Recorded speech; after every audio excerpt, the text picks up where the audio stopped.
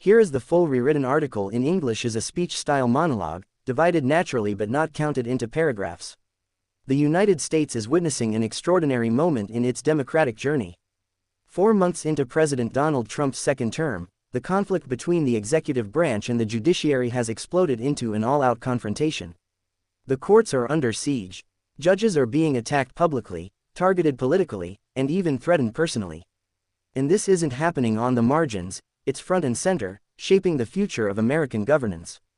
Former federal Judge John Jones III, appointed by President George W. Bush, didn't mince words. It's an all-out war on the lower courts, he declared, voicing the fear that many legal minds share across the spectrum. The foundation of judicial independence is being shaken by rhetoric, policy, and action. Trump allies have made the judiciary their newest battleground. Led by groups like the Article 3 Project, they've mobilized a massive pressure campaign to sway Congress and shift the balance of power away from the courts. This group alone is responsible for more than 160,000 phone calls, emails, and messages to lawmakers, demanding action against judges seen as obstructing the president. The targets of this pressure campaign are not chosen randomly. Judge James Boasberg ordered a pause on Trump's immigration plan, now some are calling for his impeachment. Judge Amir Ali ordered $2 billion in frozen foreign aid to be released, now lawmakers are being asked to retaliate by slashing the judiciary's budget by that same amount. Bills are being introduced to limit judges' powers. Senator Chuck Grassley and Representative Darrell Issa are behind legislation designed to stop federal district courts from issuing nationwide injunctions, a tool often used to block Trump's policies. These bills are framed as reforms, but their impact would dramatically curb judicial authority. Mike Davis, the head of the Article 3 Project, put it plainly, these moves are meant to scare the Supreme Court. When you talk about these legislative reforms, it scares the hell out of the Chief Justice, he said. The goal is clear: pressure the judiciary into submission, or punish them for disobedience. But the pressure hasn't stopped at policy. Judges and their families are receiving unwanted, anonymous deliveries, even pizzas to their homes, in what many see as a new form of intimidation.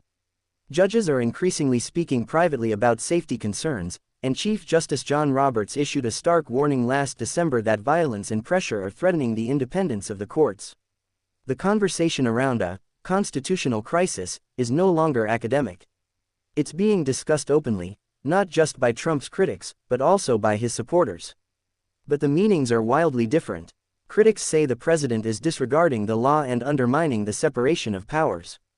Supporters say judges are overstepping their role, intruding on executive authority. Steve Bannon, former White House strategist, has taken to his podcast to warn of an impending constitutional explosion.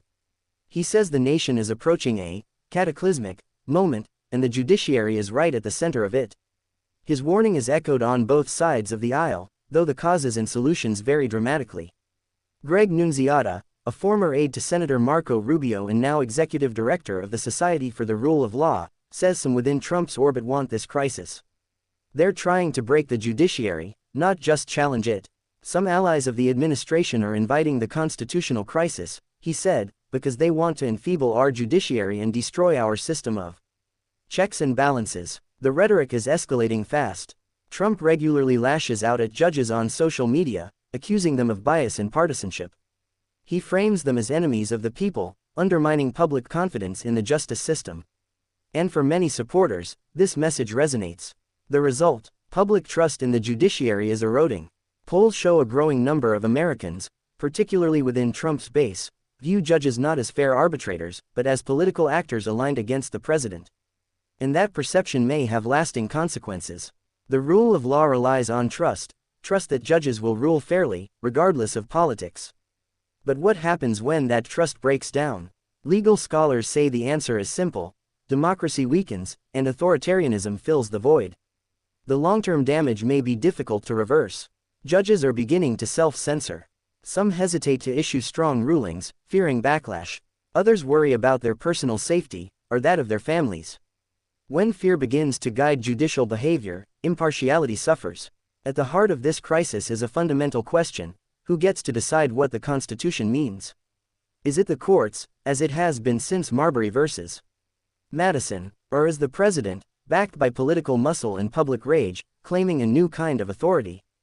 Trump's supporters argue this is a necessary correction, a way to reclaim executive power from an overactive bench. They cite past clashes between presidents and judges as precedent, from Andrew Jackson to FDR. They say the courts have become too powerful, too political, too resistant to change. But critics argue this is something far more dangerous, not a correction, but a collapse. They see a president willing to ignore the law, attack judges, and rewrite the rules to consolidate power.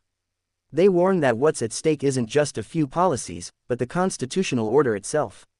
The Supreme Court, so far, has stayed quiet. Chief Justice Roberts walks a tightrope, trying to maintain legitimacy without provoking open confrontation. Other justices have expressed concern privately but have avoided public statements. Some believe the court must speak soon, before the damage becomes irreversible. Others say it's already too late. The norms that protected judicial independence are unraveling before our eyes. In the meantime, the pressure campaign continues. Legislation moves through Congress. Judges brace for more political attacks.